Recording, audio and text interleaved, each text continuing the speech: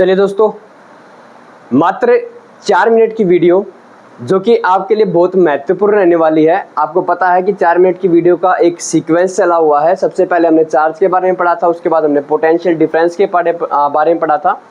Potential difference से पहले हमने इलेक्ट्रिक करंट के बारे में पढ़ा था, फिर हमने पढ़ा था पोटेंशियल डिफरेंस के बारे में। और आज का जो हमारा टॉपिक होने जा रहा है भाई, वो होने जा रहा है Ohm's law. Most important topic अभी क्लास 10th के लिए, बाकी कॉम्पिटिटिव एग्जाम की तैयारी के लिए भी आप यहाँ से पढ़ सकते हैं। ये टॉपिक मोस्ट ज्यादा इंपॉर्टेंट है, ध्यान से देखना क्या क्या इसके बारे में बातें बता रखी है। ओम्स लॉ क्या कहता है? कह रहा है कि पोटेंशियल डिफरेंस ये क्या होता है, पिछले वाली वीडियो में जाके देखना, बढ़िया तरीके से समझा रखा है। ठीक है जी। Across the 2 point of a metallic conductor is directly proportional to current passing through the circuit provided that temperature remains constant. मतलब 2 पॉइंट के बीच में जो भी पोटेंशियल डिफरेंस होगा किसी विद्युत परिपथ में, धातु के तार के 2 सिरों के बीच जितना भी विभवांतर जाएगा वो क्या होता है सर? डायरेक्टली प्रोपोर्शनल होता है। किसके? उसकी अंदर जो धारा प्रवाहित हो रही है, उसके क्या होगा सर? वो डायरेक्टली प्रोपोर्शनल होगा। मतलब ये कहता है पोटेंशियल डिफरेंस क्या होता है सर? पोटेंशियल डिफरेंस तो हमारा V होता है, और ये पोटेंशियल डिफरेंस डायरेक्टली प्रोपोर्शनल होता है किसके? विद्युत धारा, जो कि हमारी क्या होती है? करंट होती है I, है ना? हाँ जी सर, बिल्कुल सही बात है। अब डायरेक्टली प्रोपोर्शनल का मतलब क्या सर? ये मैंने पिछली वीडियो में बता रखा है, एक बार फिर बता देते हैं। अगर पोटेंशियल डिफरेंस बढ़ेगा तो करंट भी बढ़ेगा, अगर पोटेंशियल डिफरेंस घटा तो करंट भी घट जाएगा, है जी, बिल्कुल। बट कंडीशन एक रहनी चाहिए, क्या?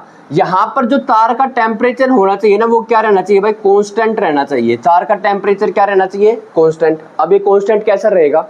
कांस्टेंट तार के टेम्परेचर को कांस्टेंट रखने के लिए हम क्या करेंगे? यहाँ पर सर ये जो डायरेक्टली प्रोपोर्शनल का साइन है ना, इसको यहाँ से हटाने के लिए हम क्या करेंगे? बराबर में यहाँ पर एक रेजिस्टेंस लगाएंगे, V = R × में I। यही है तार का रिमेन्स कांस्टेंट। R जो है ना, ये R यही तो है क्या? टेम्परेचर रिमेन्स कांस्टेंट, यही रखेगा। किसको? टेम्परेचर को क्या? कांस्टेंट रखेगा। और ये क्या था सर? ओम्स लॉ था। अब यहाँ से सर हमारी 3 बातें निकल के सामने आ सकती हैं। सर फॉर्मूला बन गया हमारा, V = क्या होता है? R × में I होता है। हाँ भाई बिल्कुल होता है। अगर मुझे यहाँ से इस R की वैल्यू निकालनी है तो क्या करूँगा सर? ये जो I है ये इधर ले आऊँगा, तो V/में I किसके बराबर आ गया भाई? R के बराबर आ गया। R बराबर किसके है? V/में I के। पोटेंशियल डिफरेंस अपॉन में क्या? करंट।